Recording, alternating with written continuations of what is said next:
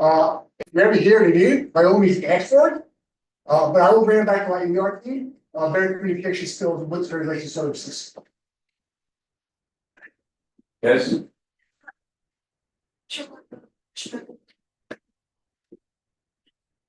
My question really quick is it true that I should be notified if I want to work with your department in terms of outreach collaboration opportunities with the library? We're very interested. So, Yeah, bringing health and wellness programming into my library. so yes and no. Yes, the part where I am the person in charge of the fix and vision pillow for the outreach, that part, yes. I will absolutely work with you, but do we have other problems under us? If we answer it, we'll figure it out. But I have to be responsible for taking the outreach. So yes, absolutely, email me, we're gonna stay paid and see what we can do, 100%. Okay. Not seeing any other questions. Thank you very, very much, Benson. Thank you. Thank you.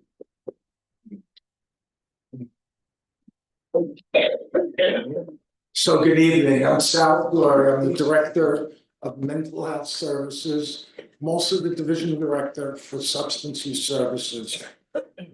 And I've been asked to talk to you tonight about the relocation of our Article 28 medical clinic and our OASIS-funded SUD program, which will be officially open this coming Monday.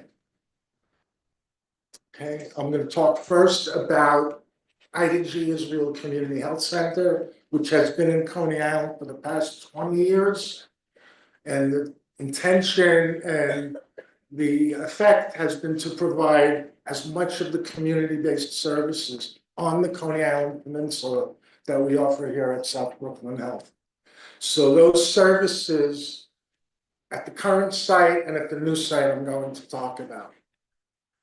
So we're currently co-located at 2925 West 19th Street, and we've been there for the past 8 years.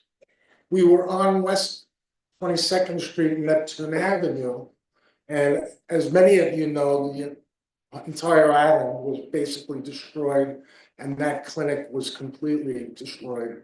So we were relocated to the main hospital campus for a few years, and FEMA built a temporary site at 2925 West 19th Street.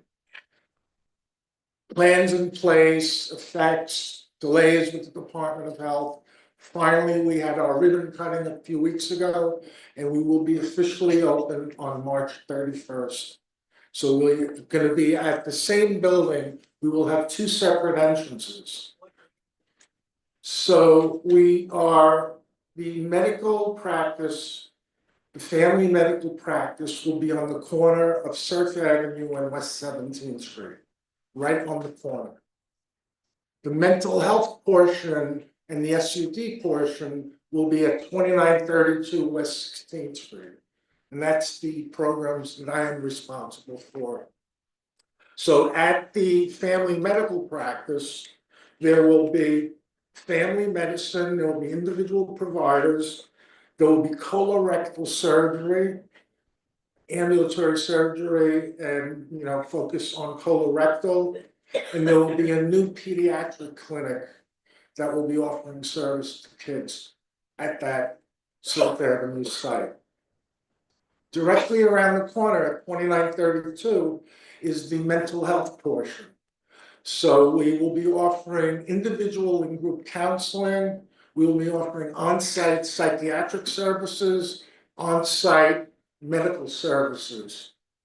We have a very comprehensive program. We have a full Spanish-speaking track. So we have 3 staff members that are fully lingual in Spanish. So we do groups in Spanish. And we have 3 or 4 staff members that are fully lingual in Russian. And we have a Russian track as well.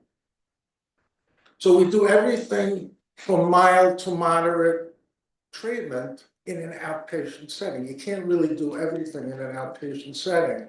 So sometimes someone comes in and we have to do an assessment, and we work collaboratively with the inpatient unit at the Coney Island Hospital Emergency Room. We do have staff, so I have social workers, counselors that work in the main hospital and assess patients that come into the emergency department. A lot of times what happens is they come in for heart, they come in for diabetes. And after being assessed, you find out behind that, one of the causative agents is excessive drinking, substance use. So there's a real, very strategic effort to identify folks who come into the emergency department. Another area that I'm extremely proud of is we do a lot of education in the community. So we do Narcan training. We train people how to prevent a fatal opiate overdose. I was asked about gambling. I know everybody's concerned and worried about the potential for casino. Someone can come to our program with a primary issue of gambling. So even though we're SUD, which stands for substance use disorder, gambling is considered right now for someone who's what we would call a pathological gambler. We can provide treatment for them as well. And for someone who's in the midst of gambling, often there's a lot of co-occurring mental health issues. So yes, we do offer that. There's a group every Friday. I actually run that group. And it's on Fridays at 11 o'clock. And I gotta tell you, it's not very well attended. Most folks who are in the midst of gambling have difficulty really coming to grips with it. So what we do is we offer a lot of family treatment.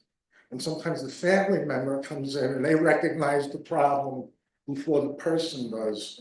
So we have family services at the clinic as well. So again, mental health substance use services will be at 2932 West 16th Street. And the family medical, colorectal, pediatric portion of the program will be on Surf Avenue and 17th Street. The PEDS program is going to be going live in May, but next Monday we will have the other services up and running. Thank you. Do you have any questions from the audience? Yes?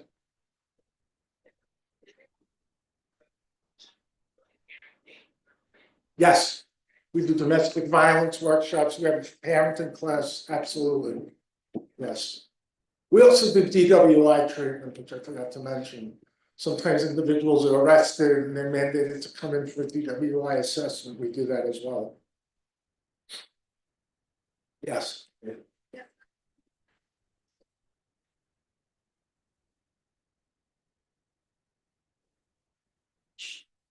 To I work in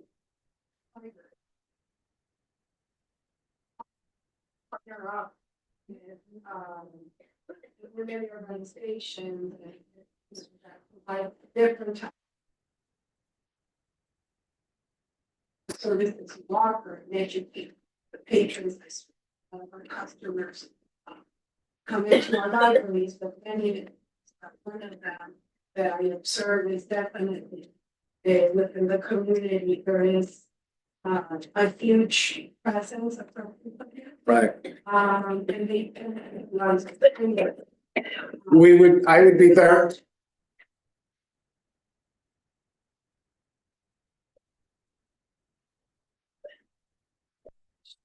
Right. I know you mentioned it to Mr. Martinez. I would be very interested in collaborating with you. I will give you my information. We can come to the library, we can do a presentation and vice versa. So I'll give you my card expert. You're welcome.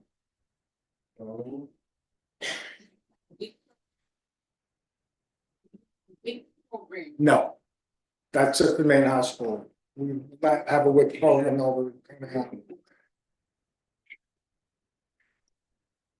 Yeah.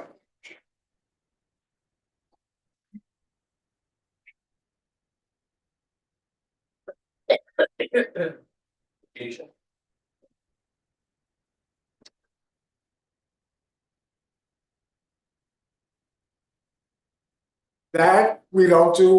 We do the Narcan training, but I could put you in contact with individuals that can do the CPR training. And for what organization's that? Okay. My email is sal, S-A-L, dot Florio, Florio.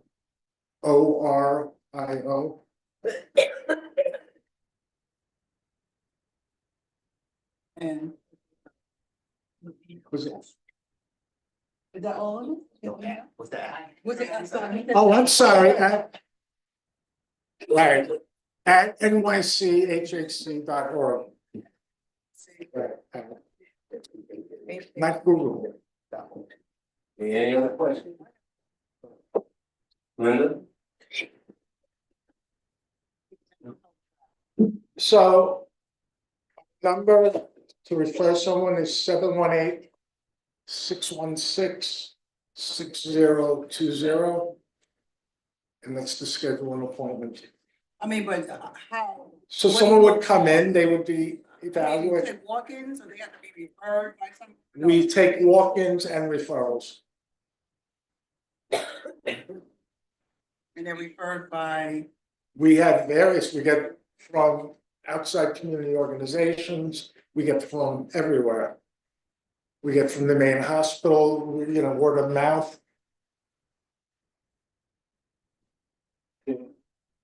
718-616-6020. I'm sorry, second part, so this is just for outpatient services, do you ever refer them for inpatient? Yes, Okay. so if someone comes in, we assess them. And they may have an acuity that needs them to be referred to an inpatient rehab, and we do that.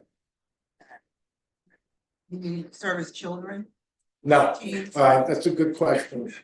Our program is limited to individuals over the age of 18.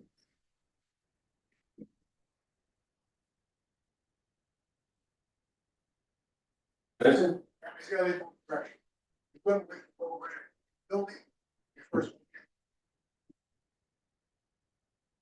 Secondary, just a couple weeks ago, proper shower. We're in the building, we're inside a proper shower. Now, all you do is, you know. Okay, thank you very much. Very, very important that we have some tax expert. Thank you. Our third presentation will be given by Gregory Banker and Anthony Asheth from EDC about the parcel A RFP located on Surf Avenue between West 21st Street and West 22nd. You got the floor. Thank you.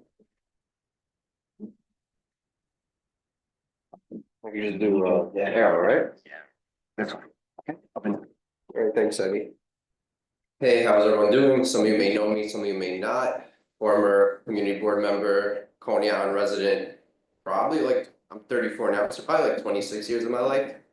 But I'm here in my professional capacity as the Brooklyn Borough Director of Government Affairs for the New York City Economic Development Corporation.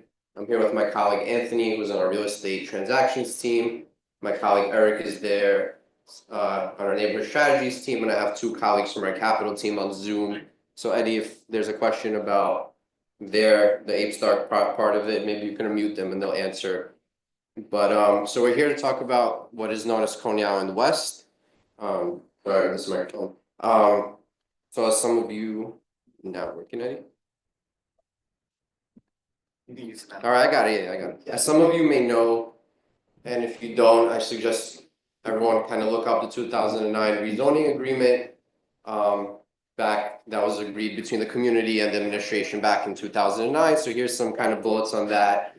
Essentially, in the 15 years since the 2009 rezoning agreement was put together, city has brought over $750 million in public investment in Coney Island, including building over 1,000 affordable housing units, public open space, 5 miles of improved sewers, and 2 miles of improved streets. That's been private and public investment, some EDC work, some other city agency work. And I'm sure you guys have seen a lot of those improvements in the Coney Island area since 2009.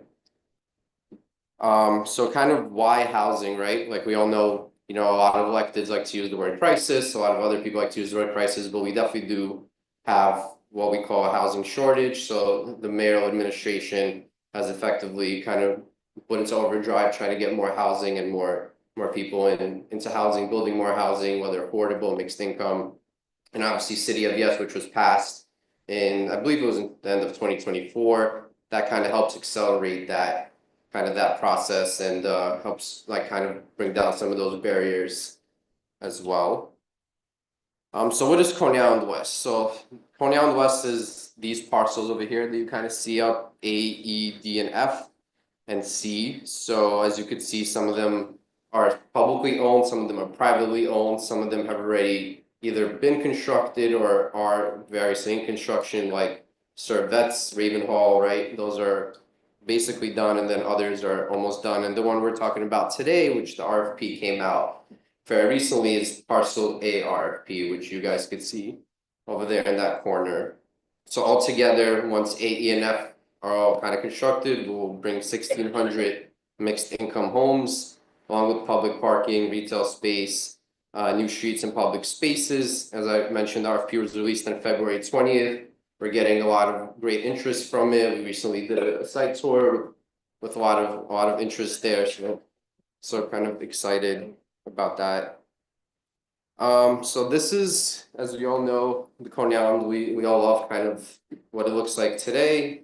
And then this next image is kind of an illustrative image, so don't take it fully to heart, but kind of what, we kind of picture it might look like once all these kind of parcels get put up. As you can see, some of these colorful on the bottom are also some retail space, which I know a lot of the electeds have been asking for, lack of retail in Coney Island and different things that, it's hard for us to get in our neighborhood.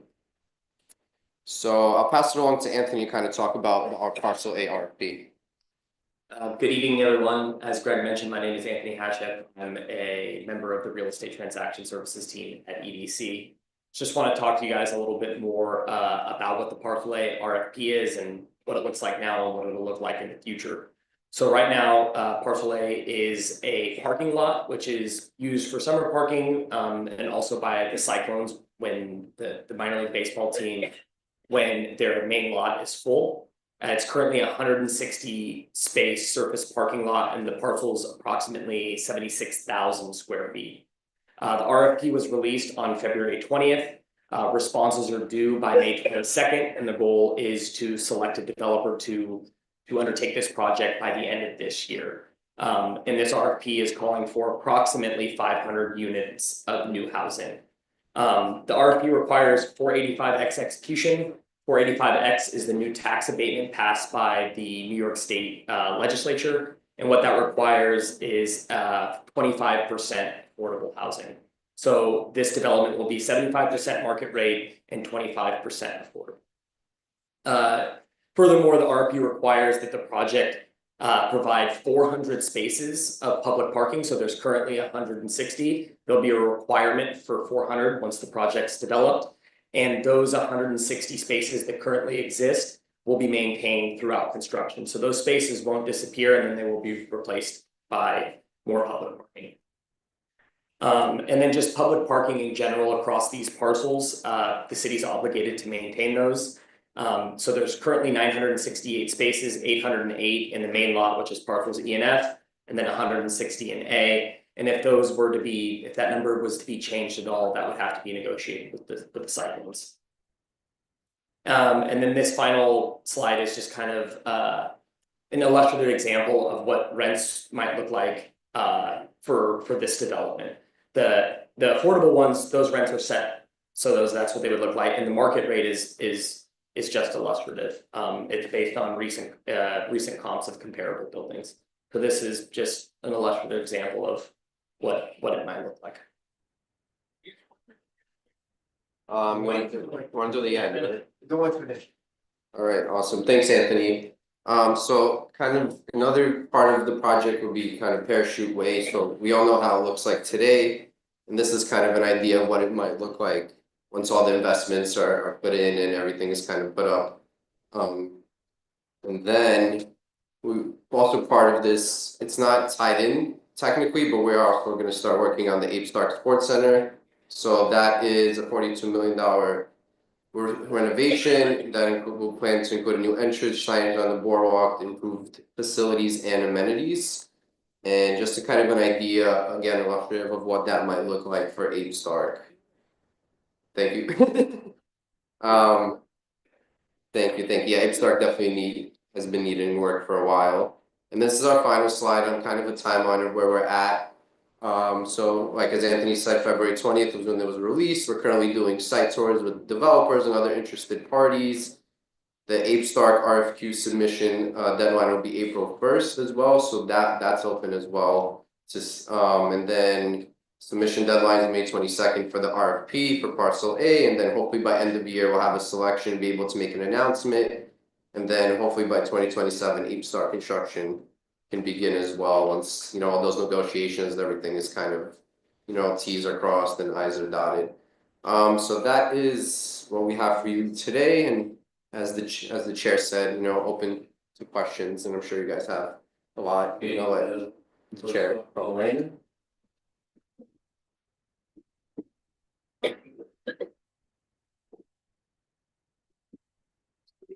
No, I still live here yet. We all know that New York City is housing. And you are referring to 2009 rezoning, but from 2009 rezoning, a lot of changes was made. From mandatory inclusionary housing to city of yes and nothing. Thank God we still have some parking requirements in Coney Island. Okay, but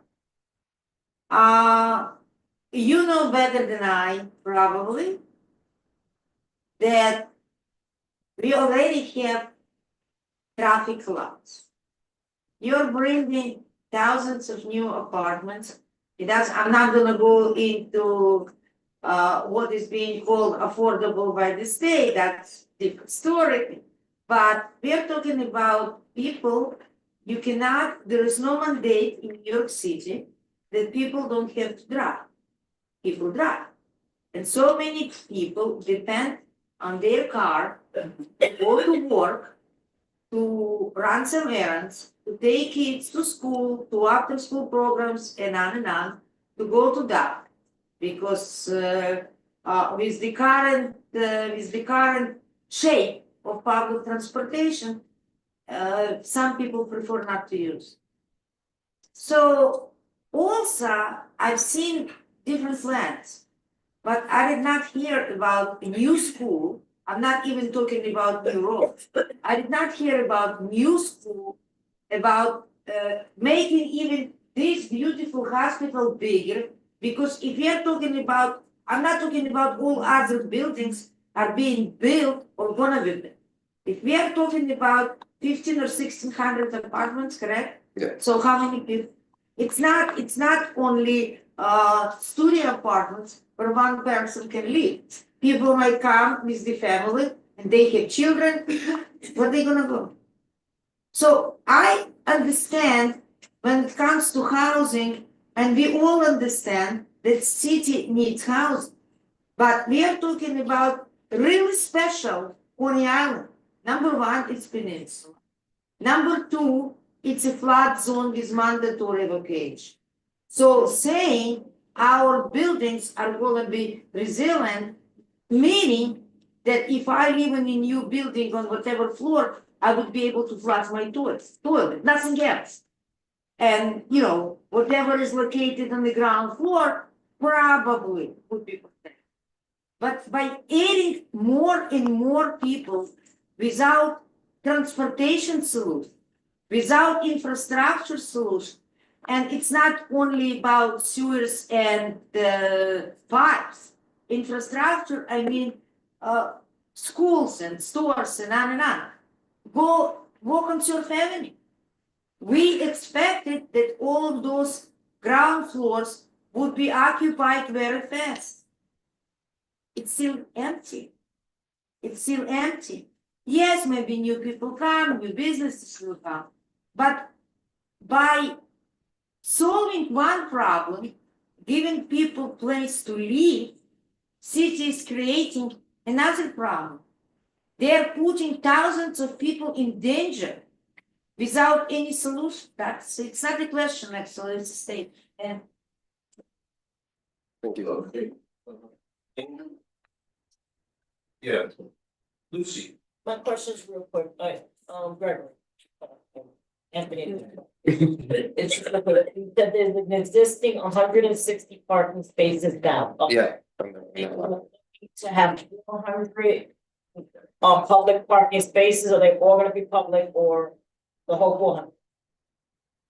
Okay, Correct. thank you. Who else? Gentlemen. Hi, Mike.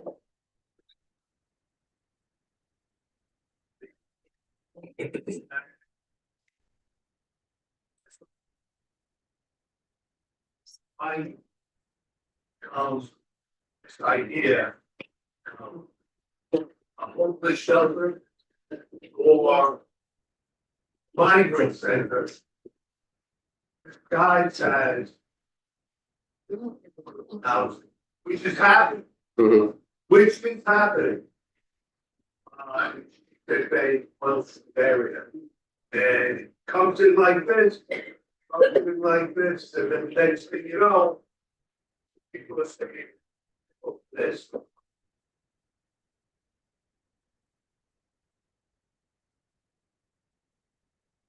Like this, yeah.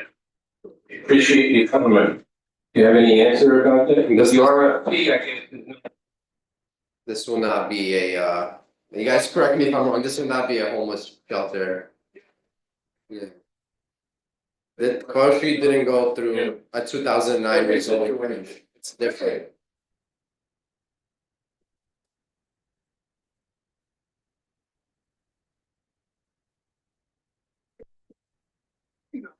Like, no.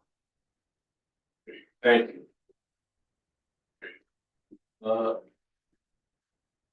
Matt.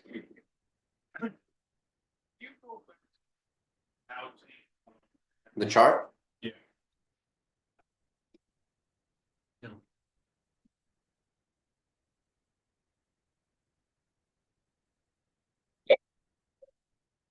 Wow. It's 40% of AMI oscillating 20. How do you determine affordable? That's, yeah, it's determined by the AMIs and sorry, excuse me, area median income, so it's the median income of New York City, and then HPD sets the rents based on 80%, so if you make 80%. correct.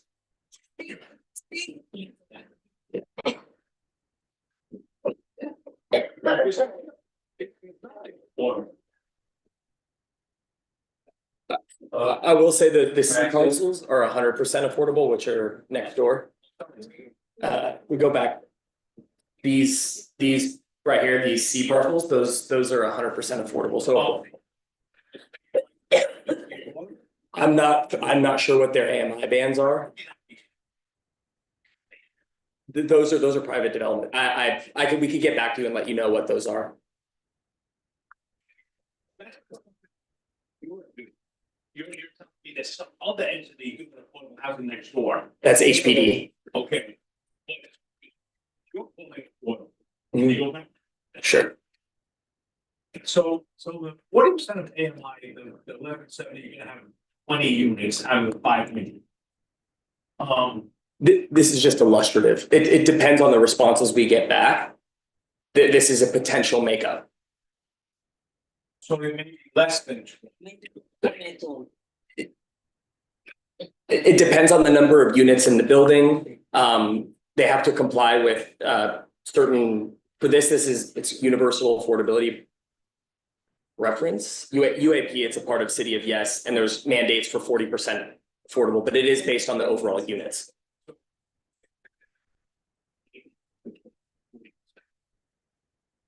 That the 40 plus 60 plus 80, that's the 25%, correct?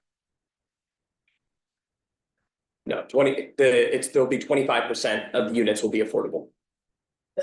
75-25, 75 market, 25%. Just a brief question. I'm looking at the picture of the shoreline. Mhm. It looks like we lost the beach over there. It looks very nice. This is a wash strip. We're not gonna lose the. This is not, this is just, Very wide beach. no, yeah, no, there's no, yeah, we're not, we're not impeding onto the beach. Oh, yeah. Where, we have parking for the baseball. Yeah, Is that ball, is that site this? I mean. That is- parking for the baseball. correct. That is where these parcels are always meant for that eventually down the line. That's the public going for the baseball. So the first, as Anthony said, the mandate is to replace the parking. So meaning like, first we're gonna do the 400 spots. So the first 160 spots for parcel A, those are gonna turn into 400 spots. And then we're gonna talk to the Cyclones for the rest of the spots, and hopefully, I don't wanna commit to anything, but hopefully there will be a 1-to-1 replacement, but we'll see down the line. But again, ENF is down the line. Right now, we're only talking about parcel A, and that in the short term is gonna go from 116 spots to around 400 spots. Very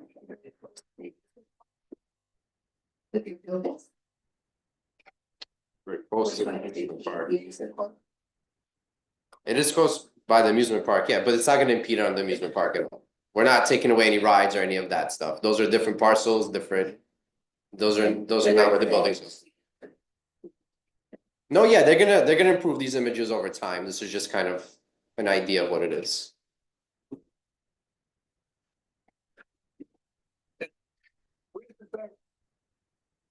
Ferry team. Mike, as I told you on our call, when the ferry team is ready, I promise you they'll be right here. No, those are only in Manhattan, so we're not in Manhattan. And that's a different team, thankfully not me. Mike, I promise you, we're having conversations. When they're ready to be here, they'll be here in front of you guys, ferry team. Okay.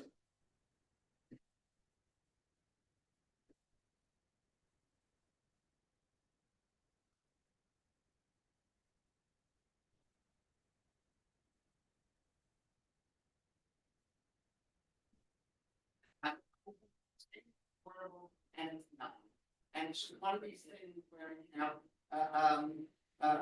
it wasn't, everything is becoming a rip-off. I mean, you're telling us it's affordable and it's $2,850 or $3,200 for a one bedroom. That is not affordable. That's a rip-off.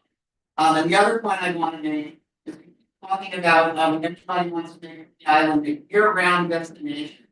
Well, if you up apartment buildings on all the exits. Nobody's gonna come here year round, look at apartment. I know, you need to remember what Coney Island is.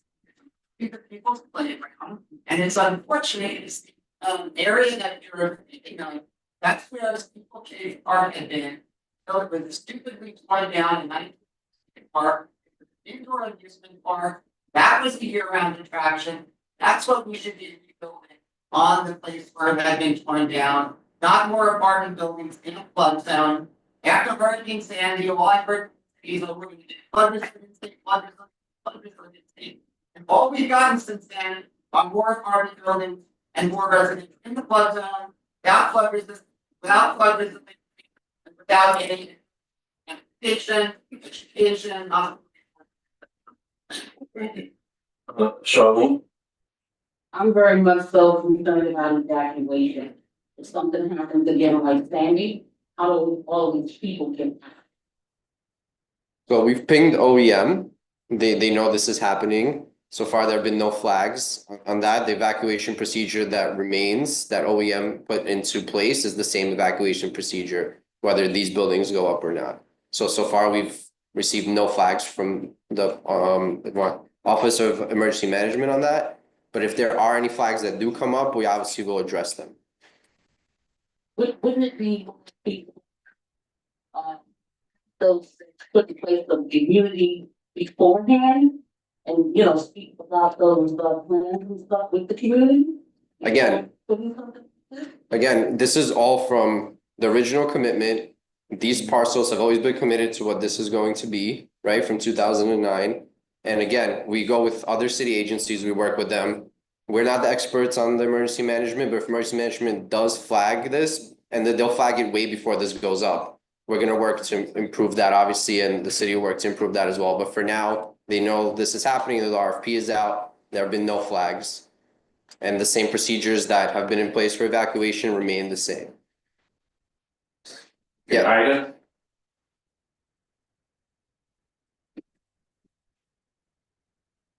I'll use this. Sandy was not our first flood. 1992, before you were born, the ocean came right into this corner here. That was in October. Hurricane season starts in June, it goes through November. There is not even, just look at the zip codes, 11224, 11235. There's not even a fraction of the capacity in emergency shelters, even if half the people in this area found shelter of their own. Okay, so you're jamming more people. Yelena talked about resilience. Yeah, you're building a resilient building. Okay, but when you're in a flood, you can't get through your neighborhood. You can't get medicine. There's no pharmacy. There's no food supply. There's nothing. You've upgraded the stormwater and sewer lines, but you haven't upgraded the Knapp Street water treatment plant. The capacity of the Knapp Street water treatment plant, Knapp Street was built in the 1930s.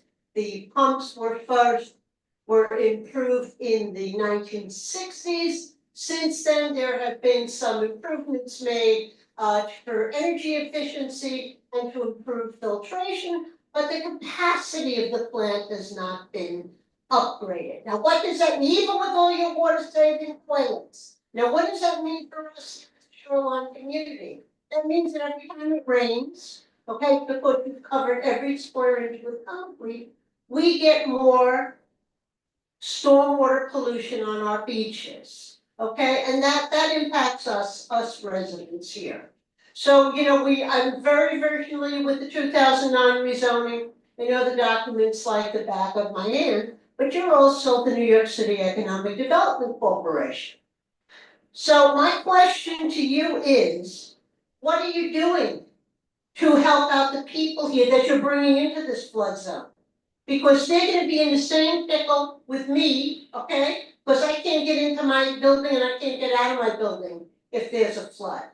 Okay, what are you doing to get the Knapp Street water treatment plant upgraded? What are you doing to help all of the other community services here that Yelena mentioned, schools, upgrading the, man, I was in this hospital, they just increased the size of the emergency room, they could make it even bigger. Okay, it was still bad. So, and the ferry, Mike, God bless you, I love you. Okay, this ferry, trust me, Mike, this ferry ain't coming. Even EDC's own studies, and I know those like the back of my hand too. Okay, and and forget even the cost of bringing in your ferry. You ain't getting your ferry because sand transport here has been screwed up since the beaches were redone in the 90s. And that's why you got a beach on the bay side of Seagate, okay, and till that sand transport issue is straightened out, we're talking to be about a ferry. So we have all of these other issues here, we're a shoreline community, we're a peninsula, we have limited access, it's great that you're building a fraction of affordable housing, but what are you doing to address all of our other issues here? Thank you. Yeah, so 2009, you started this process, and like Ida said, the second flood we had was 2012. And how is it that OEM hasn't, reassessed the situation for how to get out of the community? So from 2009, we had flooded 2012, I was in New York and somewhere else. However, there's no flag, how is that possible? I think we didn't have OEM here to talk about. Yeah, sure. We just had an email with them. I could let them know that, you know, you guys would like for them to come and kind of reassess what the evacuation process is, what the flags are. I know a lot of other buildings have come up.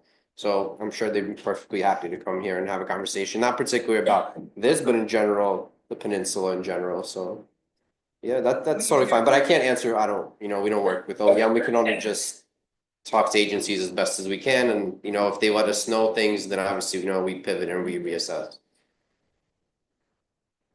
And so can you click the aerial? The. Aerial view? What is the aerial? I think the partial. Oh, this one? Or this one? That's good, Okay. it's okay. Yeah. Beautiful building, and the reason why you don't get much love from this community board is because of what you proposing to build it in the past. Have you been, you said you've been living in Pontiac, have you experienced and Yeah, you've been here, Yeah. you know what it is? Yeah. So, Surf Island will be, they will be dwelling Surf Island. All these people will be probably sitting on the green roofs, but how tall those buildings, like 40-story?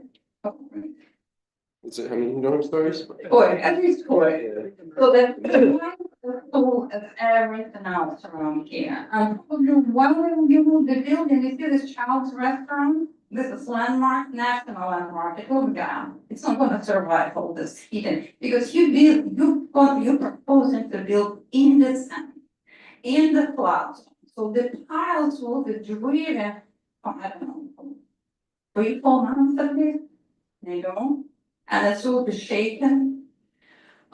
So we could say goodbye to that building most probably. Another things, 1,500 units, at least 1,000 children. Of course, they will be no, they cannot be placed in local schools, so we're talking about buses taking children and moving. We're also thinking about possibility of casino building, and casino will bring 32,000 people per day. 32,000 people is the entire population of Coney Island from Stillwell to Seagate. So every day there will be 32,000 people commuting. On top of this. So, my last point, affordable, because everybody's saying we need affordable housing. We want our family to stay here, but affordable for whom? Not for Islanders. 50% of Korean Islanders make $30,000 or less.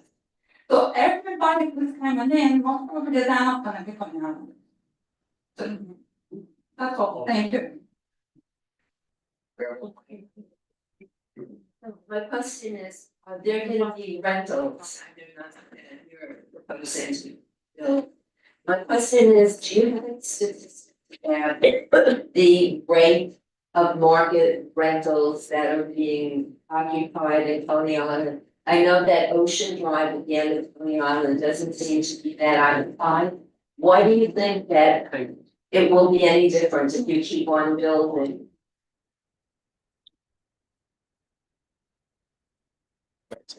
Yeah, I don't know if that was a question, Steve. I think that's a good point.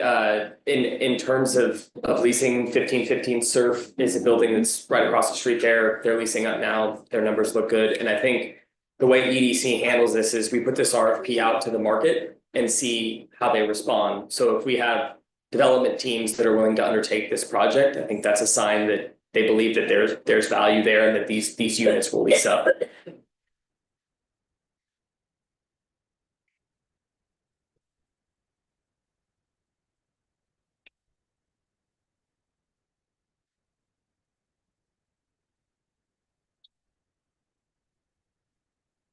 So we hear your concern.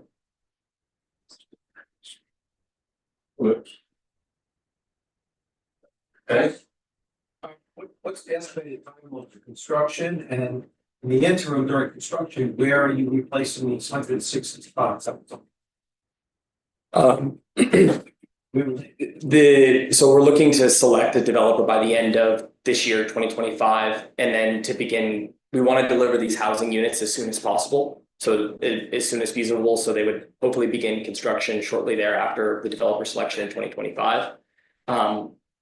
They have to provide, they're providing us with construction phasing diagrams to show down to the striped lines of the spaces, how they will maintain these spaces during construction. So it has to either be on the parcel where it exists now or off-site in a nearby location. okay, we're gonna move on now. Thank you very, very much. Thank you, guys. We'll move on to the public session. Vinny, we're moving on to the Yeah, Eddie has this video, yeah. I'm sure if you have any questions, they can email. See. Okay, public session, Anna, they're on.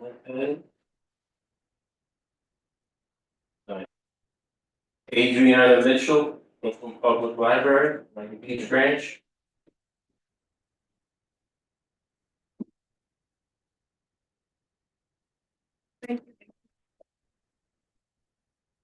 Good afternoon, good evening, I should say.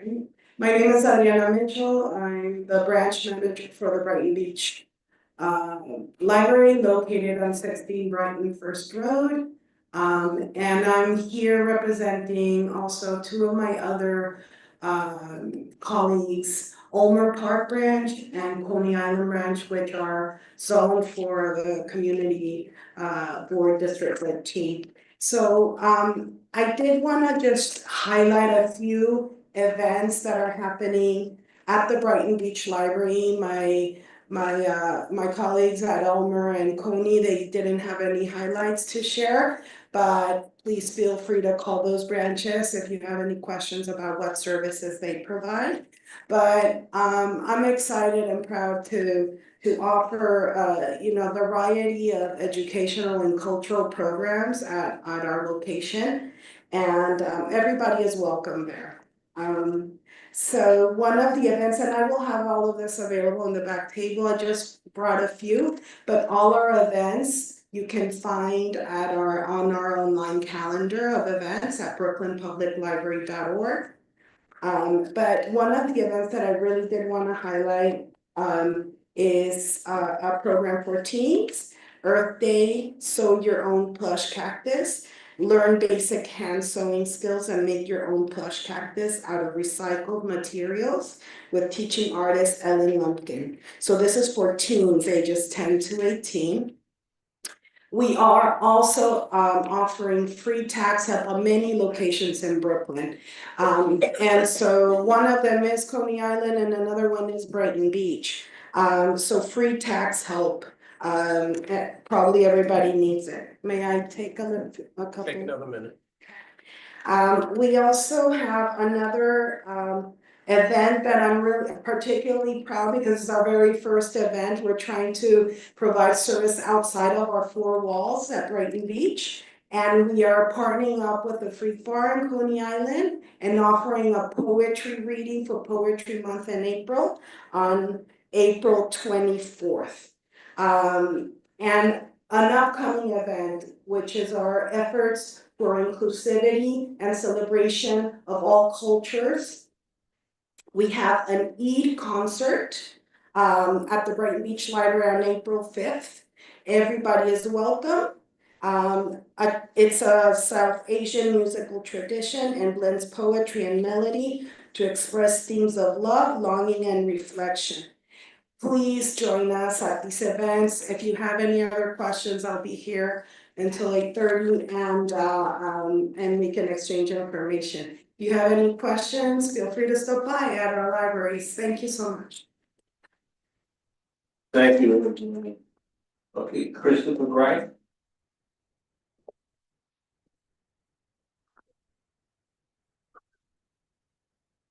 Today. Good evening, everyone. I hope everyone's in a maybe still good today. Me, I'm still trying to wake up. As you may aware that MTA reduced fare, and I just want to let everyone know, seniors and disabled people, if you didn't get your Omni card in the mail, don't worry. If you didn't get it, go to the customer service center, which is one that Eddie and I know, is the one in Coney Island, is available 24 hours, 7 days a week. So if you go in there, say, I didn't get it in the mail, show you reduced fare, it's your choice, you don't wanna give it to them, you can still get a card anyway. And that's also available 24/7, it doesn't matter if your card got damaged, you can still go there and get it. Now, I do wanna announce, and I have this map for a reason, Monday, we announced 13 more stations. Thanks to everyone doing the survey, because I know I make sure Eddie has to make sure to get it done, thank you, Eddie, and Community Board 13. We have another station in Community Board 13, it's now on the list. I'd like to announce Brighton Beach is now listed. I'll repeat this again because everybody's looking at me like, huh? Brighton Beach is now on the list for the B&Q. Don't ask me when they're gonna start because it's just got on the list. So I can only say is thank for everyone who did their survey. And just to remind you, mta.info/accessibility, click on it, you'll see the survey there. Have fun playing with it. You can do it so many times until you blow it up. So if you wanna add another station that is not on the list, still do it. Anyway, but I remind everyone, there are brochures in the back. If you already have a card, you wanna make sure your card is linked to the omni.info, because you don't have to go to a train station. You can go still to Walgreens, CVS, check engine stores, or do it right at home, or on your cell phone, your choice. Everyone, please enjoy your evening and have a good day. Thank you. Thank you, Christopher. Move on to elected officials, Mr. Emmanuel. State Senators Marcel Span. Good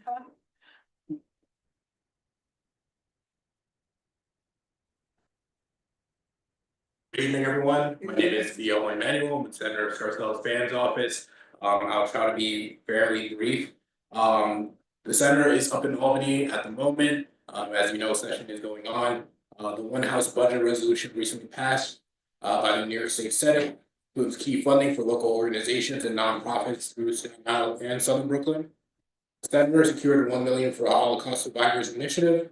The senator also secured $250,000 for senior services through the Jewish Community Council of Greater Coney Island. The senator secured funding to start a midwifery program at CUNY in order to continue investing in midwifery programs to improve maternal health, reduce mortality rates, and expand access. Senator Scarcella's Span continues to be a strong advocate for New York's first responders, securing funding for New York professionals, firefighters association to be allocated for health screenings in the New York State Senate. One House budget resolution, the critical funding to support firefighters and emergency personnel who risk their lives to protect our communities. Senator Scarcella's Span's legislation included in the one House budget includes Senate Bill S2072, which aims to create a fair and efficient evidence sharing process within the criminal justice system by streamlining and simplifying the discovery process and speeding up the trial, discovery, and trial processes. Senate Bill S2710 restores the 20-year service retirement of New York City police officers, ensuring they receive the benefits they rightfully deserve.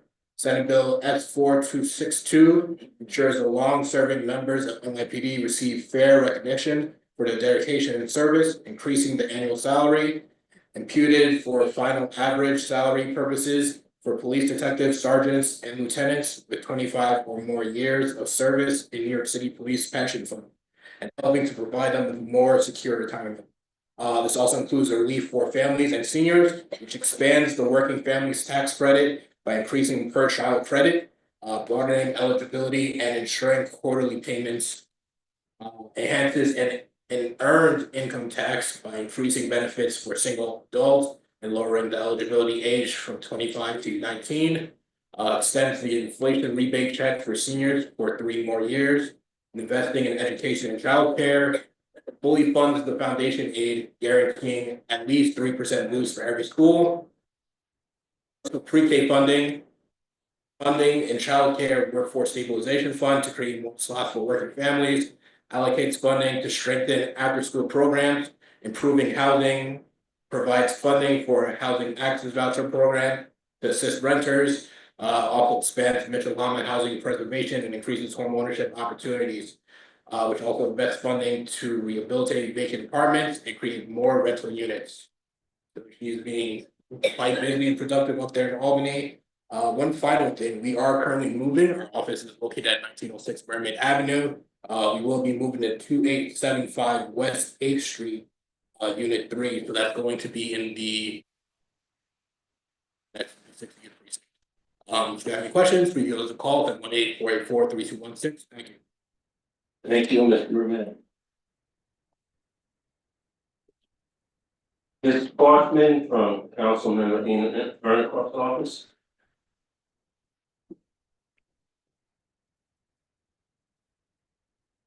Good evening. Just have a couple of events that I want to let everybody know about. On Thursday, April 17th, we are having a movie night at the Brighton Beach Playground. We're gonna be showing Inside Out 2. Movie starts at dusk, 7:30 p.m.-ish. So we hope to see everybody out there with your families. We are having a free thyroid cancer screening at the Sephardic Community Center on Ocean Parkway on Monday, May 19th from 11 to 2:45. And at another meeting I did have, we are having a free helmet giveaway on May 4th. We had a little hiccup with the location. We're just working everything out, but I will make sure everybody's notified about that. It's gonna be free helmets for adults and children. Fitted, they're gonna be custom fitted. And anybody under 18 is going to need an adult. That's it. Thank you. Thank you. Sarah G. Cooper, Controller's Office. Not here, okay. Zanira Ahmed, Councilmember Justin Branch. Charlene Batson said. Come on down.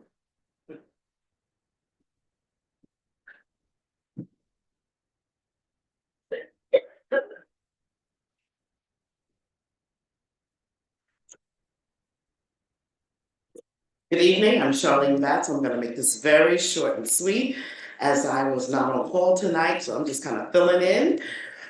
We're going to be having a Earth Day event, so stay tuned for that. Our office will also be offering veteran services. If you know any veterans and they need resources, need more information, can't seem to get through any other location, we're gonna have a representative right in our office to provide services. We will also be providing services from the JCC, the TRC Trauma Center. So you will be able to come into the office and receive at least information. The services will continue in the trauma center, but for greater exposure. They will be in our office as well. So wonderful to see you all and have a good evening. Thank you. Thank you, Charlene. Okay, Gabriel Blender, Assembly Member, Alabama President. Not here. Okay, Ms. Campbell from Brooklyn Borough President and Officer's Office. Don't run. We are in the hospital. Hi, everybody. Hi again. Rose, haven't seen you in a while. And Hassan since the big news that I have is we are State of the Bride, April 10th. It's going to be in Bed-Stuy at the Boys and Girls High School. Please make sure you RSVP, and I look forward to seeing you there because I will be working the check-in. Also happening, we have a fraud risk prevention taking place on April 15th. That's also going to be at Brooklyn Borough Hall. And lastly, we have our New York City free tax prep happening up until April 9th in the courtroom, also at Brooklyn Borough Hall. And that's really all the announcements I have. I have a packet for each and every one of you on the table back in the back.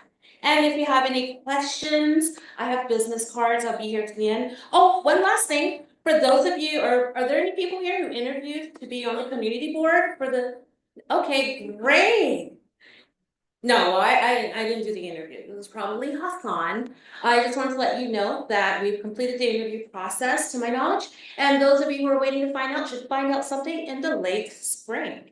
Again, if you have any questions, I have business cards, I'm easily accessible, just give me an email or, no, send me an email. Oh no, just an email. Any questions? Say has not left. No, I said he's just not here, he's out. He sends his love. Yeah, which is me, I love you guys, bye. Okay, nice meeting you.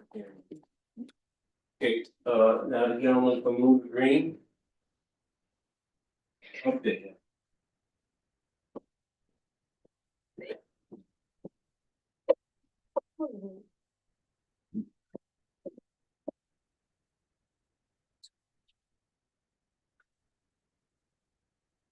Hi, good evening. No, go Jamal, my name is Jamal. I am the Senior Diversity Compliance Officer for the Lumen Green Build on West 21st. This is my colleague. She is the lead compliance officer for the same project. ahead. So everyone just saw, lovely from EDC, the parcel map, right? So Luna Green is that parcel C that they're talking about. And in case you aren't aware, that is going to be 100% affordable senior housing. And the metrics are a little bit different because it's gonna be a project, like a voucher. So that's gonna be 50% or less of the AMI, so the average income. And then I believe, okay, don't quote me completely, that is gonna be 30% of whatever that person's income is for those housing units. So that's 281 units, and then it's gonna be 1 unit for a super for the building.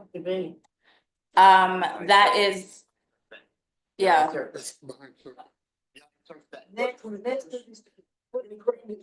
Yes, where the crane is right now. So it's between 20th and 21st Street, okay? And right now it's ahead of schedule, not just on schedule. I went on site yesterday so I could be informed when I came to see you today. So they're up to the 3rd floor. It's going to be 26 floors. So I know that's a little bit more than the 20 that's around, but it's not, you know, too crazy.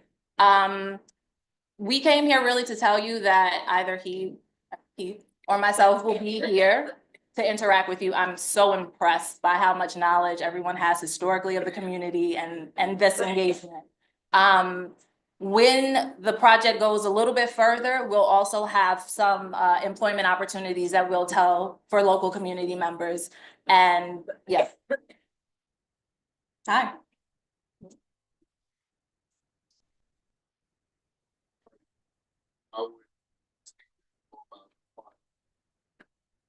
Right now, I think senior is official. I'll come with you and I'll get back to you because I don't have information today, but I'll make sure I get it and get it. 62. And it's going to NYC Housing Connect, right? I believe so. So they have their guidelines, so if you're part of the NYC Housing Connect. Yes, it's lottery too, so it's not like first come first.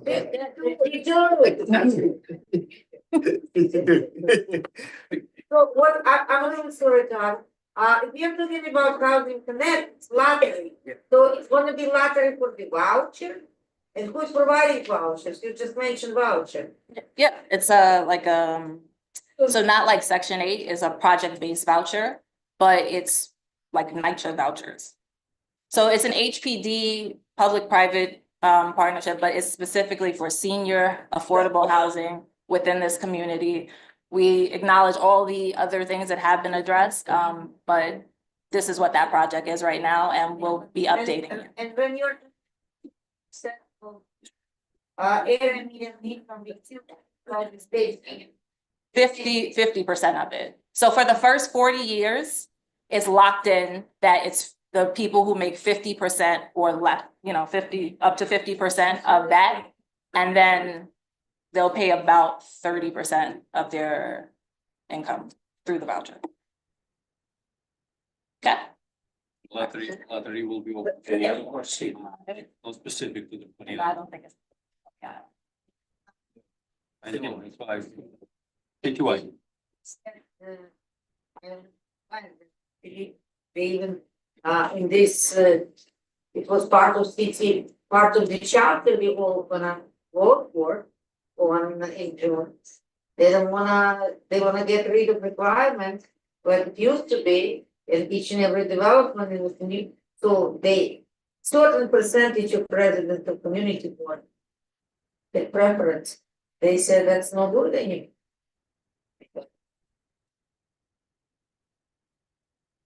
Any other question? Marissa? Traditionally, you know, when we talk about affordable, it usually means somebody would be spending 25 to 30 of their income on rent.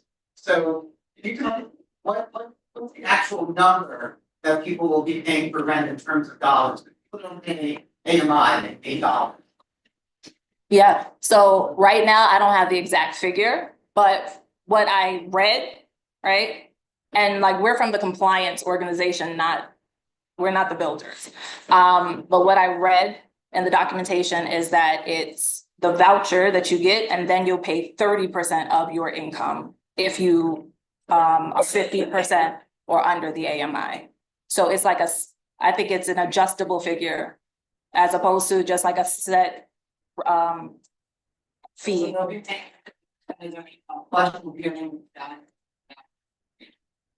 No, that's a voucher based. It's a voucher based program. For example, if you're making $3,000 a month. And you submit, it should be based on your income tax submission, on. So your average rent would be $900. Yeah. Give or take. That's how it's program 8, program 9, and some other programs. That's how it works. Thank you. Thank you. Okay. Now we'll move on. About the approval of the minutes, the motion to approve the minutes. Okay. Okay, yeah. Okay, and they can move.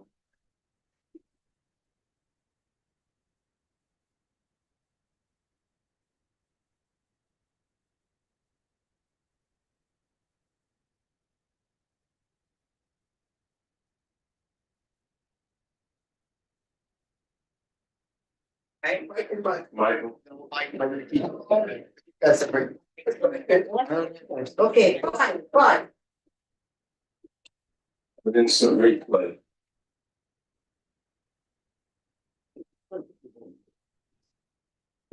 Minutes. My name is the.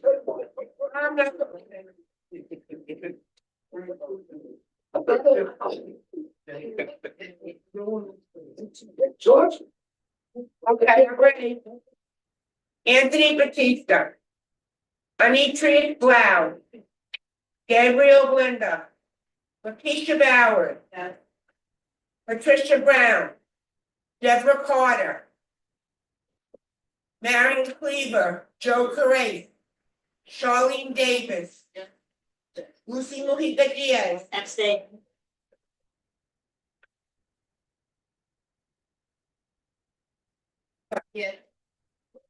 Jennifer Douglas.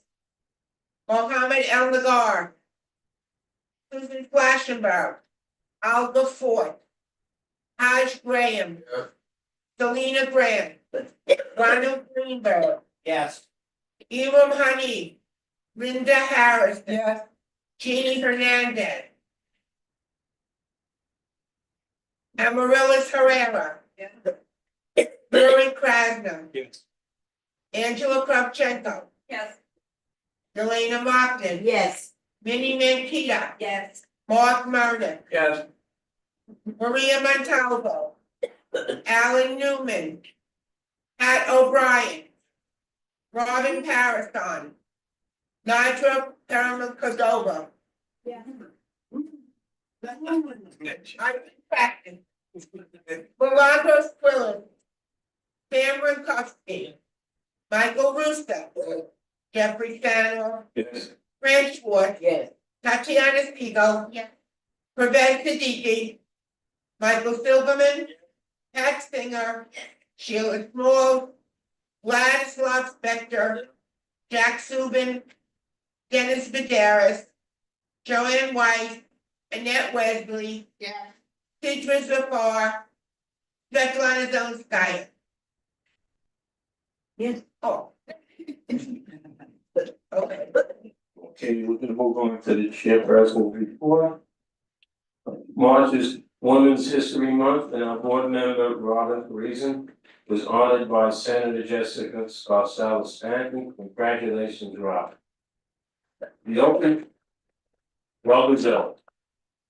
The opening days for the amusement area have arrived, March 29th at 12 noon for Luna Park at the Cyclone.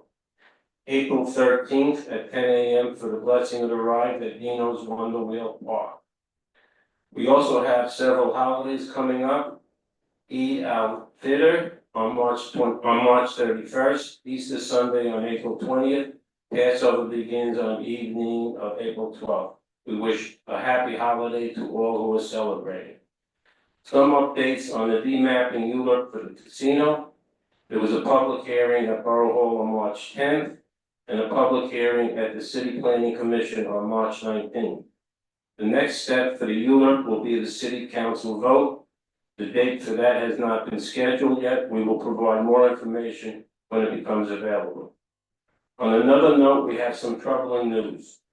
Yesterday, we learned that a homeless shelter is planned for 1605 Mermaid Avenue. We did not receive any notice from the Department of Homeless Services about this plan.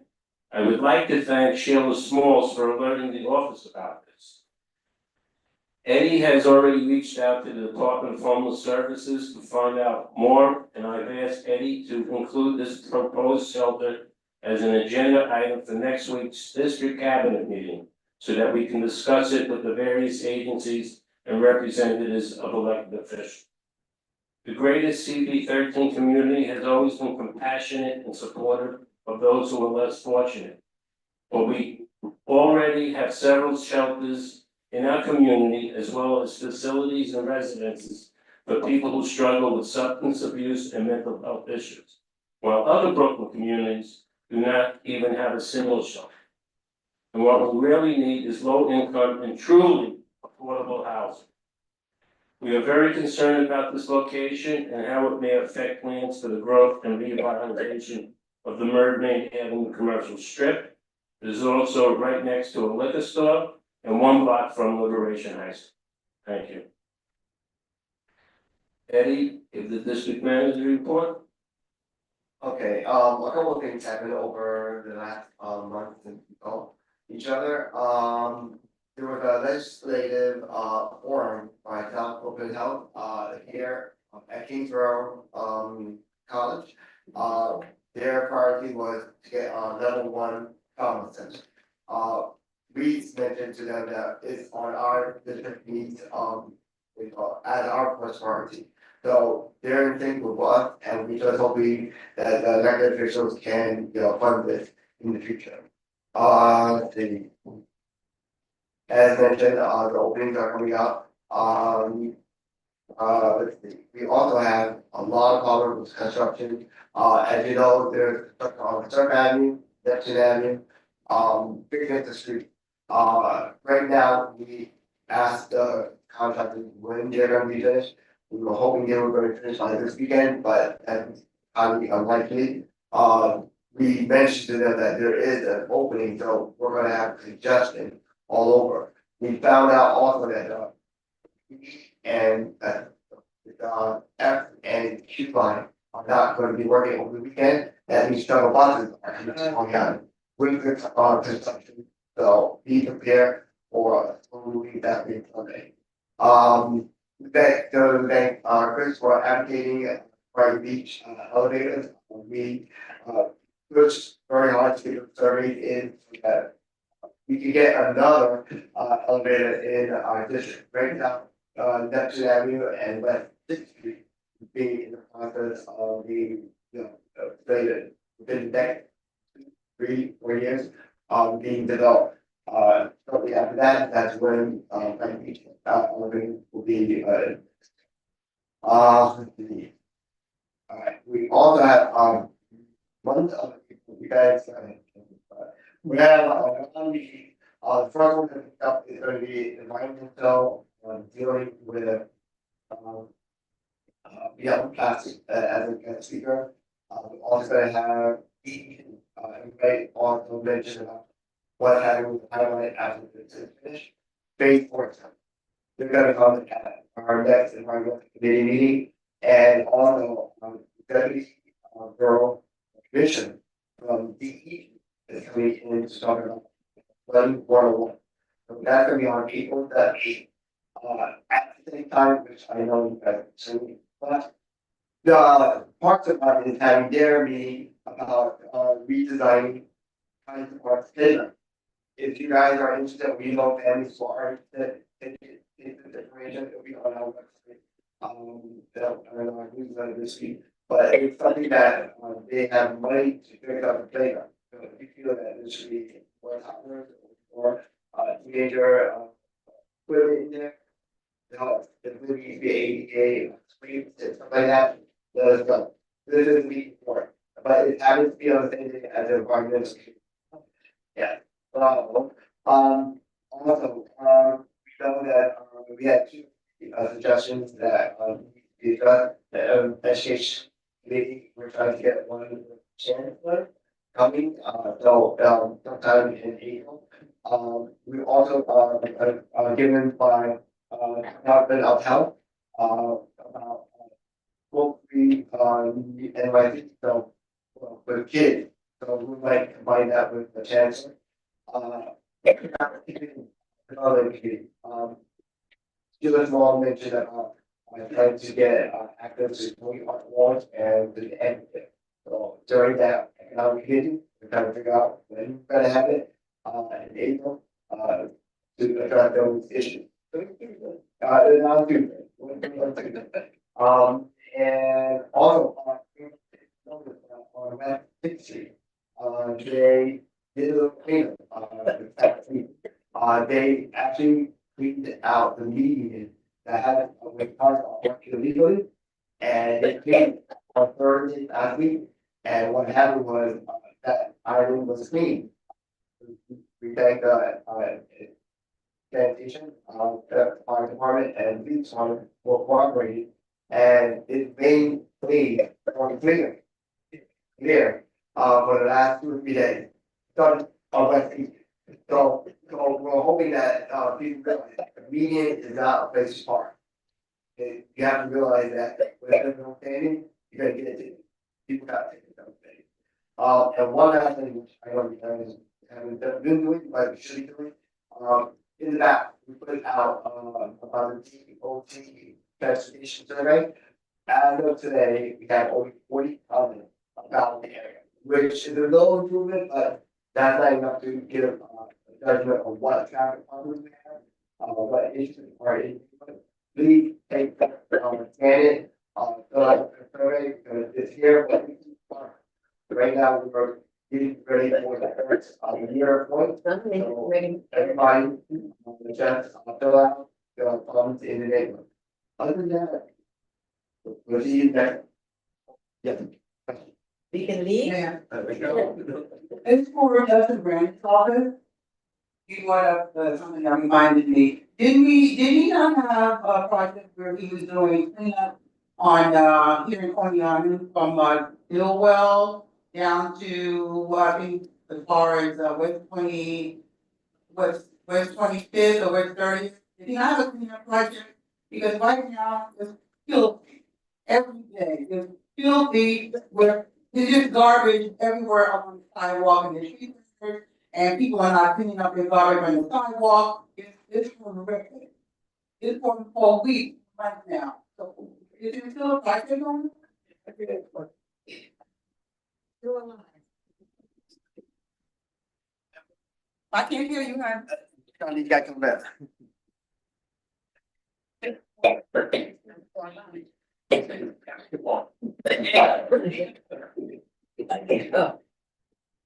Hi, yes, there was a project. There were actually two. They both ended. However, if you give me a call in the office, we can talk further about it and what problems you have and get that cleaned up and then move forward from there. Michael. What's called, Justin Brennan gave the warnings money to make the sanitation. It was only for so much money. What's the funding again? What it's getting afforded anymore. This is again part of the bid.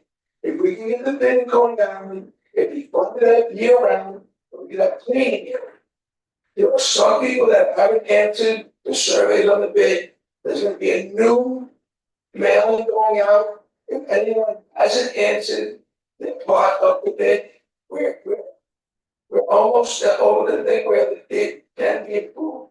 There's a couple more votes that we need from business owners and property owners. As far as forget the word yet, but we have enough assessed value that's already been reached. We need 51% of the residents and the business owners. We're short. As far as residents, I think we show like 20 votes. As far as the business owners, we show like 25 votes. But if we can get those votes, we'll get above the 51%, and then if you go on the legislation, you'll get the bid, and you'll get around cleaning, and you get security, lighting, and everything that we want with the code bid. The land has a bid in Bright Beach, and they have all the services. She can attest to that more than I could. The COVID idea, I believe it's a good program because when you have lines, you depend on the official to fund your program. I mean, not every.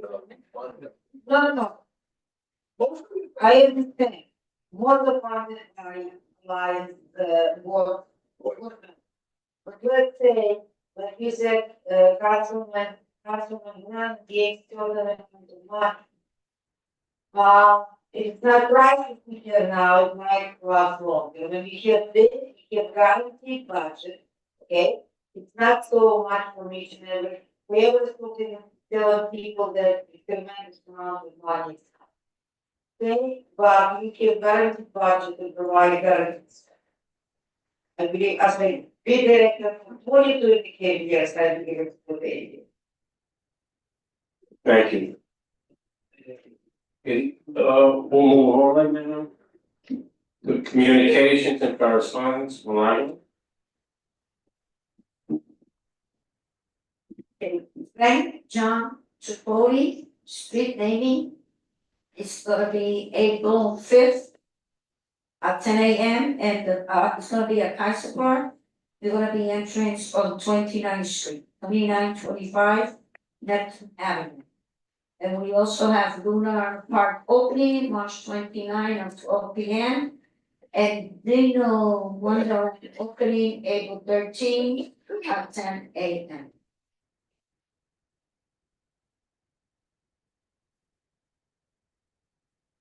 Okay, let's move on to the committee reports. Street closing committee. Elaine? We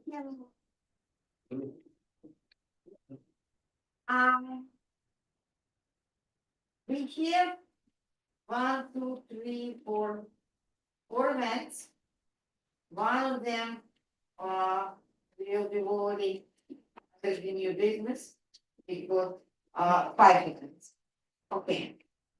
We have event number 1, ID 835754 Mermaid Avenue, Art Crowd Sunday, July 27, 2025, Mermaid Avenue, between West 17th Street and West 20th Street, full street closed. During the state street closing committee, we asked the applicant and the 6 okay because it's the summertime. In addition to state rules, that they're not approving new multi-block fence. We asked the applicant to reconsider downsize or find a different place. And the audit was tabled for more information. We asked the applicant to submit any kind of new information, modification, new ideas to community board office before today's meeting. He has to submit it by Tuesday. We never got it. So for this event, we're not going for stable, we did not get information, we're not. Second event is the family board old block party 2025, Saturday, August 2nd, 2025, West 46th Street between Bayview Avenue and Canal Avenue. Full street closure, but there is no buses, not gonna really bother anybody. People had this event before. It used to be some complaints years ago, but according to information we got for the last year or so, they improved, and I promised them to come myself to check. Just. Event number 3, it's a TV event. We have one more event. I don't know if we have enough money to put on the event, but we have 2 events. And they're doing grand opening on Saturday, April 5th. They're using sidewalk only, partial closure of sidewalk, it's going to be in front of their building. So community will be go forward, same like previous. We have one more event when, Rugby Block, Saturday, August 23, 2025. West 8th Street between 86th Street and Avenue. Street closure, but it's only one side of the street according to the representative for the now. So also community voted.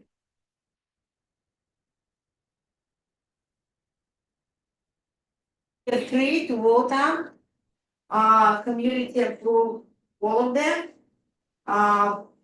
Save your time, I believe you don't have to vote for each. The vote, you say yes for everyone, everything, yes for this, okay.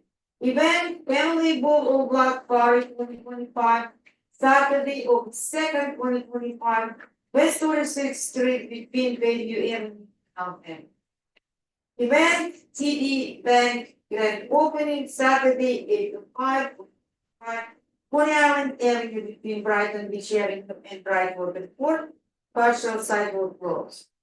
Rugby Bluff, Saturday, August 24th, 2025, West 8th Street, between 86th Street and Avenue.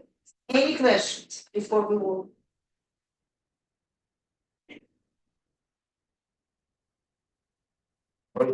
Two, three, five. Oh. Well, 5. 3 and 5. Keisha Ballard. Deborah Carter. Charlene Davis. Yes. Lucy Mojica Diaz. Yes, for all 3. Lolia Gibalova. Yes, for. Jennifer Dublin. Yes. Mohammed El Nagar. Taj Graham. Ronald Greenberg. Yes, to all. Linda Harrison. Yes, to all. Jeannie Hernandez. Amaryllis Herrera. Yes, to all. Angela Kravchenko. Yes. Elena Machman. Yes, to all. Minnie Mankita. Yes, to all. Mark Meredith. Yes, to all. Maria Montalvo. Alan Newman. Pat O'Brien. Yes. Nadra Paramilgova.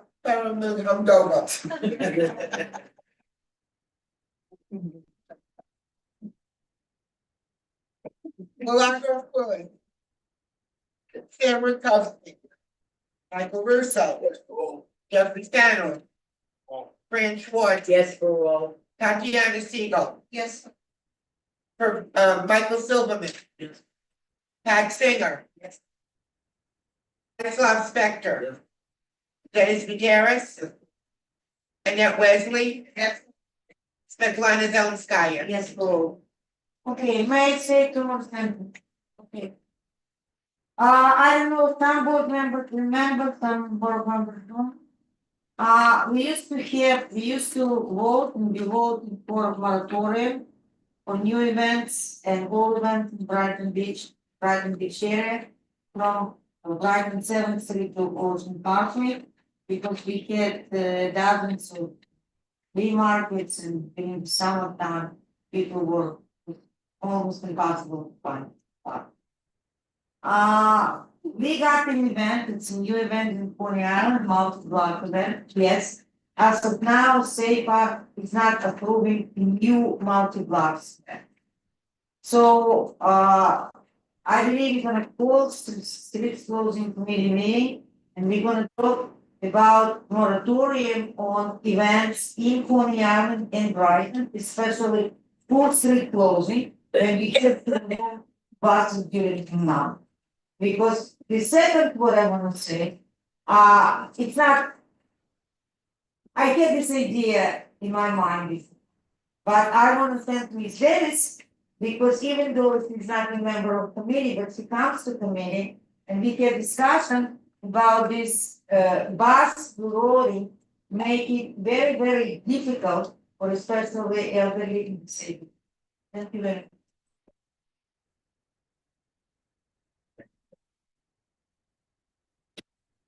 Okay. Okay. But they did not put the name, oh, wait a minute, there is one more program, here you go. Open street program, unfortunately, it's.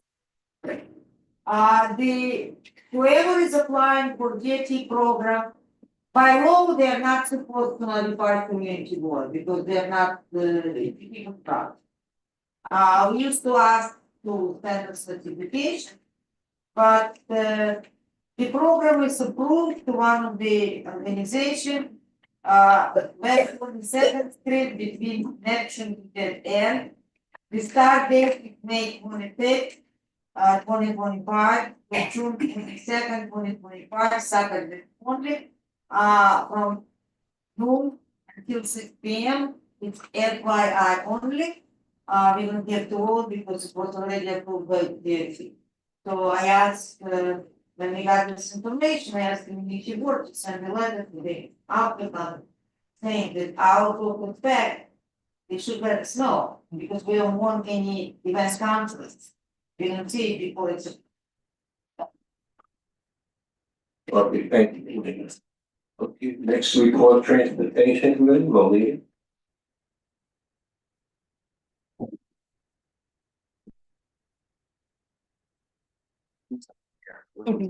Yeah, good afternoon all, or actually good evening. We had a transportation committee on March 17th. We were discussing a few items, important items. So one of the items was the bill that was introduced by Councilman Holden in regards to the applying license plates to the e-bikes.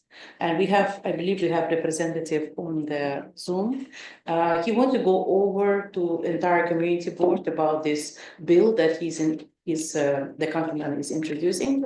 And we asked a few questions, so please be jot your questions down because it's an important topic. I guess William, right, is the person who will be introducing the information about the bill.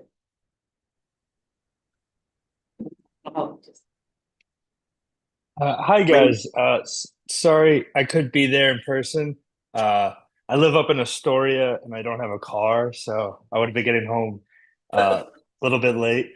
So yeah, as was said before, I'm Councilman Robert Holden's legislative director, and we're trying to get Intro 606 passed. One of the reasons why we are here before, or I am here before you, is currently the bill has enough support in the council to pass. It's just that in order for bill to get to the floor to vote, the speaker kind of has all the power when it comes to that. And she has yet to make a decision on this bill. She's not for it, she's not against it. And one of the ways we think we can help convince her to bring it to the floor is if we go to the community boards and we propose this bill in front of you guys, and if you guys support it, write a letter of support so we could bring it to the speaker and say, look at all these community boards, look at all these civic organizations, homeowners associations that support this bill. Hopefully that would be the final push to get the bill to the floor, and so we could vote on it and send it to the mayor, who also supports it. so we could sign it into law. Intro 606, brief overview, would require a license plate on the rear of an e-bike. That's it. It's pretty simple, but it's kind of complicated.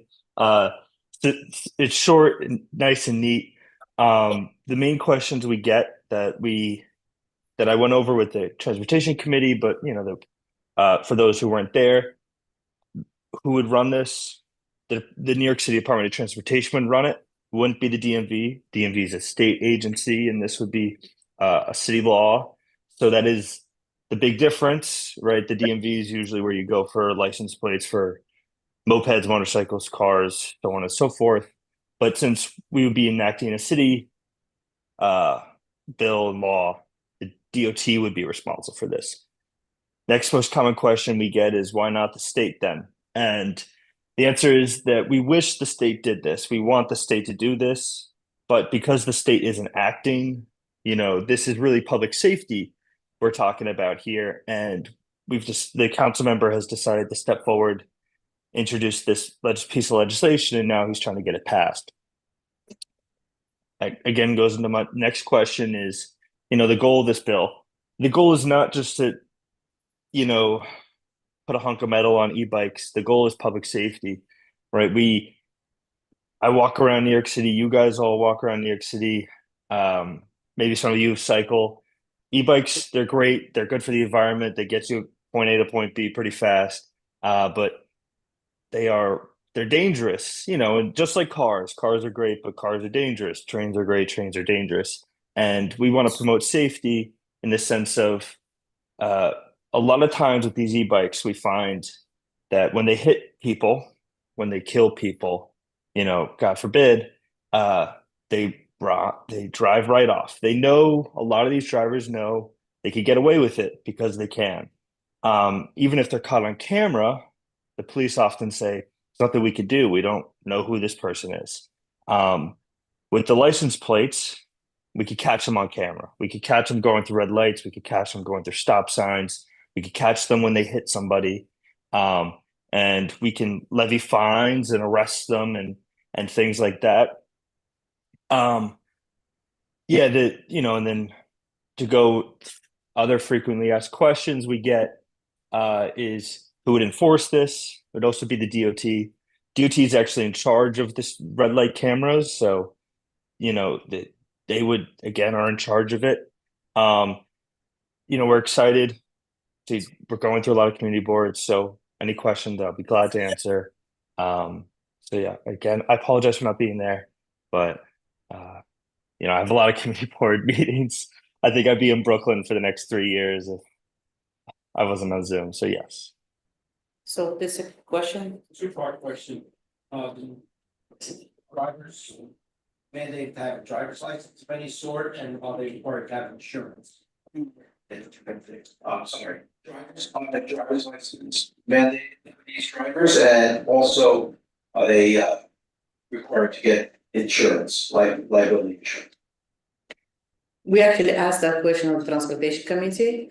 You want to answer it, or do you want me to read what you wrote? Yeah, I can answer it. So we would not be requiring driver licenses. That's not the right. The goal of the bill is not requiring licenses and not requiring no fault insurance. But really, when it comes to the driver's license, if we find that is something that it becomes a major loophole, it becomes a major problem, we certainly could explore that. With the no fault insurance, we have been hearing a lot about that from community boards, people worrying about, look, it's great and all if you could catch the guy who hits my car, I'm still out of luck trying to get money from him. That wasn't really something we thought about with this piece of legislation, but it's certainly something we can consider moving forward. It's kind of late in the phase with this bill to be making major changes like that, to be adding no fault insurance to it. As much as I personally would agree to something like that, no fault insurance adding onto this bill would create another whole big issue. Would kind of go back to step one, but that's the reason why we don't have it on this bill. But it's certainly not out of the question in the future. Danny? Yeah.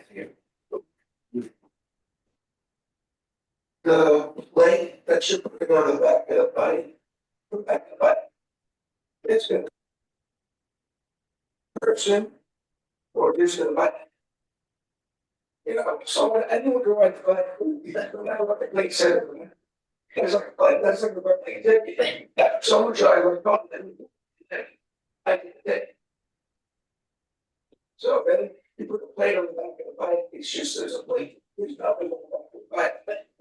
It doesn't go to, you know, a specific person or all, you know, it has, yeah, there has to be some type of, you know, registration that goes with it. And the person has to be live. I just want to make sure I heard the question correctly. It was about, when somebody's riding the bike, the ticket just goes back to the guy, the poor schmuck who has the license plate, no matter who's riding it. It's kind of the only way to really answer that question is just, it's the same thing with cars, right? If your friend's driving your car and he's going 90 and he goes right through a red light, they take a picture, it's on you as the owner to get your friend to give you the money for it. Or if it gets stolen, right, you have to report it to the police that it got stolen, or you're liable for, not liable, but you got to get on, you have to be aware of these things. With the e-bikes, registration is not required. The DOT could definitely do it on their own with just this license plate and this e-bike are to this person. This license plate belongs to this e-bike. Is not on this e-bike, then you're breaking the law, right? That's to prevent license plate swapping, people that don't want to pay, they just borrow their friends. A lot of it is up to DOT. The bill is very short. We wanted to kind of leave things up to the experts, but when it comes to riding through a red light, it's going to go back to you. That's kind of the sad reality of it. I wish that wasn't the truth, but yeah, that's the truth. What kind of fines are you planning to impose on violations? Yeah, so I'll cover that in the price of the license plates. The price of the license plate is dictated by DOT. We left it up to them. And then the fines, that would be left up to DOT, right? Whether they make it for parking is $25, illegal parking is $25, speeding is $100, depending on the speed or whatever. Running red lights or stop signs, it's DOT would decide. We didn't want to dictate some number to them. I do know that state law does put minimums on fines that can be levied out on certain things.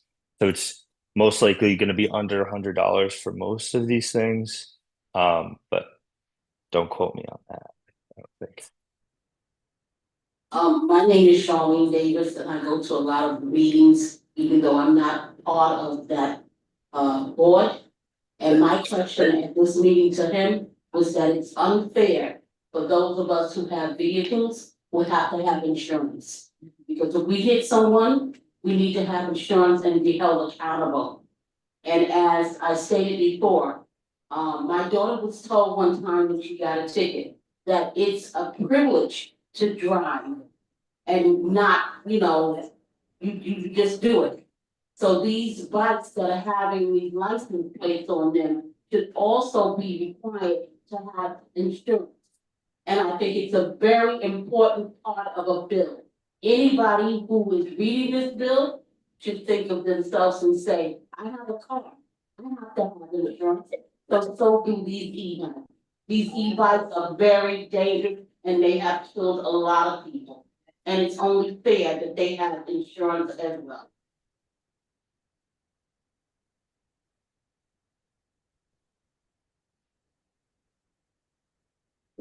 I almost agree with Michael Ruth and David here, but I'm very confused. How do you make it comfortable? Just like I have a plate in the back, it's not hitting me the right way, or maybe I'm not understanding it. And as a person who rides a scooter, you know, the speed limit now is lowered to 20 miles per hour, and my scooter goes 19. So again, yes, I do like the scooter, and I agree that there should be some kind of insurance, but again, how do we hold these people accountable with just a straight in the back, because I can run any my scooter, or I can run you, and like you said, that it lands on the individual, this is, we don't comprehend this, I'm sorry. But he's not saying he wants to share. Okay, then that's it. Oh, Yeah, kudos. It sounds wonderful in the beginning, your intentions were good, but just because you want to push this through to get this out, it really needs to be thought out again, because it's really unproductive.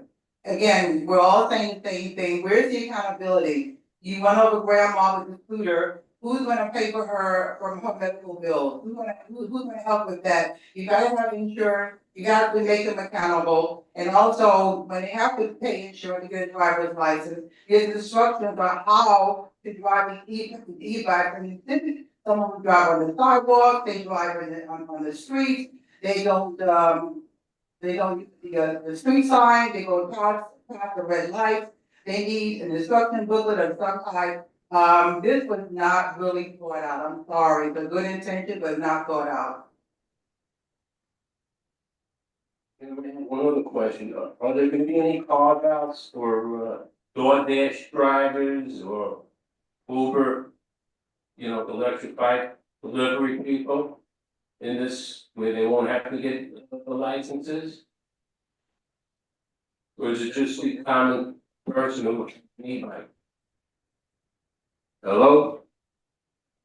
Yeah, I'm sorry, I couldn't really hear that question. Okay, the question was, is there gonna be a carve out for e-bike riders who do deliveries, like DoorDash or Uber? Yeah, so there won't be, right? So this would be on all city bikes, this would be on all delivery driver bikes, every class one, class two, class three e-bike in New York City gonna have to have a license plate. That goes for people that come from New Jersey, from Westchester, from Suffolk, right? If they're riding into New York City, you gotta get a license plate on your e-bike. If you're in New York City with it, you're breaking without it, you're breaking the law. So we do get a lot of pushback from um, uh, Lyft, who runs the city bike program. They're not fans of us, of DoorDash, things like that. They think that they'll end up being the ones paying for the license plates, things like that. But we would not put exceptions on those. I mean, I know those city bike riders. I don't know where they learned how to ride a bicycle, but Still, they're not very obviously, good. putting a lot of pressure on Councilman Holden about this, right, about this rule that you want to institute. But I see a lot of issues, I would suggest Councilman Holden going back to the drawing board on this and really thinking it out. Thank you.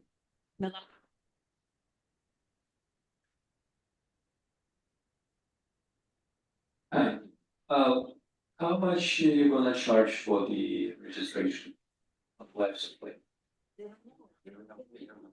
But do you plan to charge or it's gonna be free? So the council member, his position is he doesn't really care how much they charge. If DOT wants to make it free, that's fine with the council member. But it's up to DOT and to figure out how much it would cost to put out that charge. If the mayor's budget office, they calculated how much this bill would cost, and they calculated based on charging for the license plate that first year would be $7 million to set everything up, and then it would be $1 million every year after that to produce license plates with $2 million worth of revenue. The city council itself offered a different budget. They saw $4 million in the first year costing, $1 million every year after that costing, with $0 worth of revenue. They were expecting DOT to not charge I don't know why they have two different positions, but the council and the mayor usually have two different positions on everything. So, but it's up to DOT, it's up to the commissioner to decide how much they would cost. Oh, it looks to me, to answer your question, it looks to me just a stream of revenue for the city, no responsibility, no accountability, and no enforcement. They don't care. They just see this additional stream of money, that's about it. But it's still regular bike on here too. Yeah, what happened if I buy electric bike and so you go with? How? Okay, we wanna move on to the next audience. So, question is, we would like to put a motion, or would it, gonna ask the councilman table?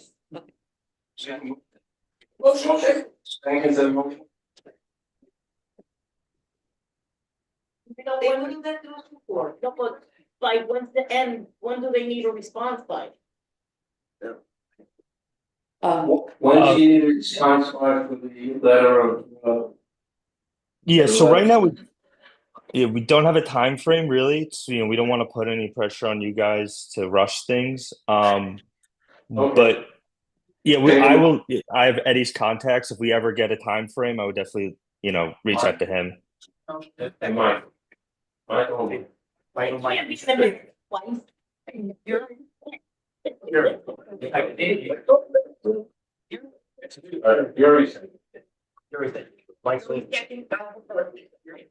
Okay. Now move on to the next. So the next topic.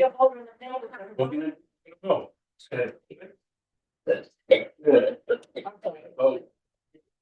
You made a motion. Go ahead. I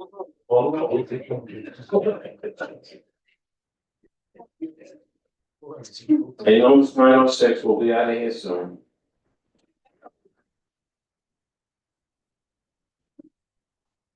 Thank you. Charlie Davis. No. Yeah. Yeah, we want to take it. Yeah, okay. Lucy Mohica Diaz. Yes. Paulina de Malova. Yes.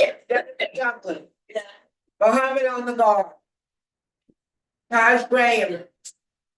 Ron Greenberg. Yes. Linda Harrison. Yes. Pete Hernandez. Marilla Herrera. Yuri Krasner. Yes. Angela Kravchenko. Yes. Yelena Moxley. Yes. Vinnie Mankita. Yes. Bob Marnick. Yes. Pat O'Brien. Nandro. Yes. Milagros Willie. Sam Rakowski. Michael Russo. Jeff Sadler. Fran Schwartz. Yes. Tatiana Siegel. Yes. Michael Silverman. Pat Singer. Vladislav Vector. Dennis Medeiros. Ben Goldstein. Okay, and moving on, there's next topic was in regards to the continuing painting and painting of the pillars under the F train, the Culliver project. So they're gonna continue, they're gonna close the alley between the West Sixth Station to the Shipshead Bay Road for a month. And they developed some kind of ins and outs. Angela actually went through with them, but they're gonna contact the businesses and also the residential areas which will be affected. But we'll have to be prepared to that 1 month of that road to be closed. And we also spoke about issues with MTA that we had in the past. We revisited them, and we were happy that, as Eddie announced, that they finally clean up the same strip.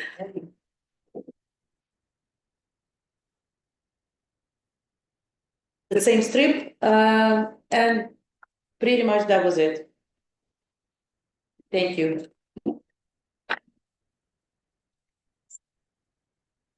Well, thank you very much, Oliver. Any old business? Any new business?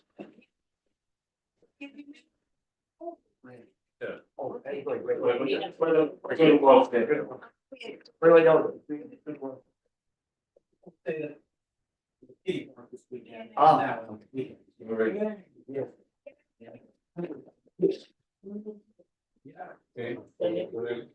Yeah.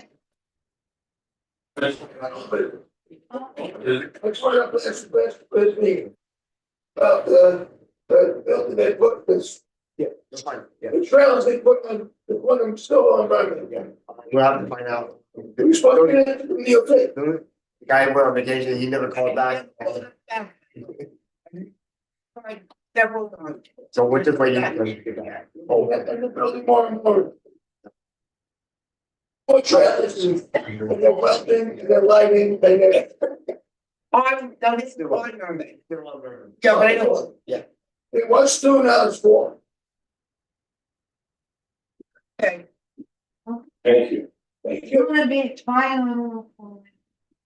Commissioner will be chair. As I said, we carried one more event.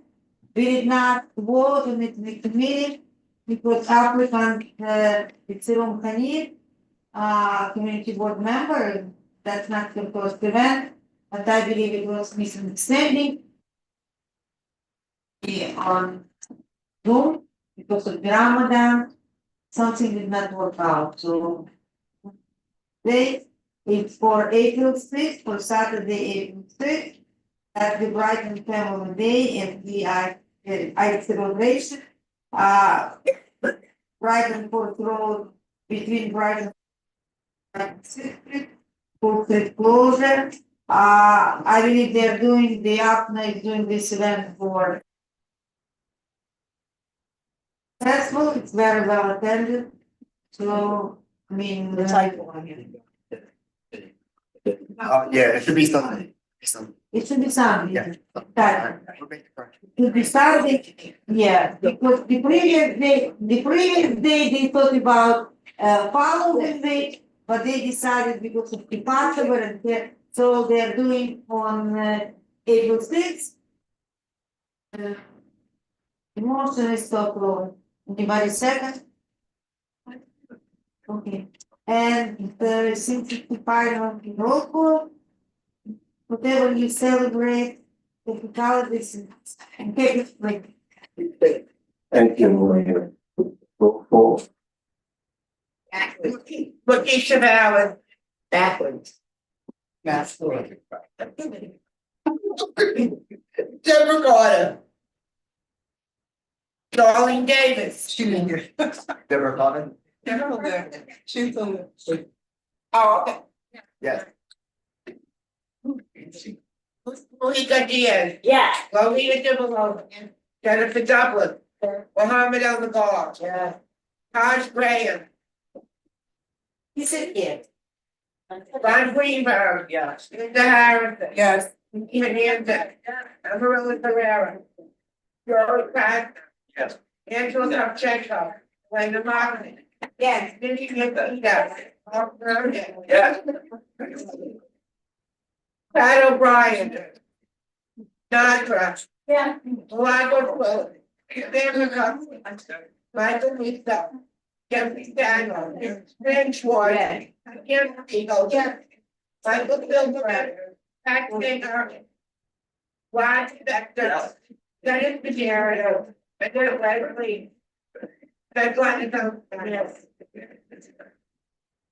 I want to thank everybody participating. I think it was a very meeting. I think we learned a lot today. Thank you. Everybody have a good holiday.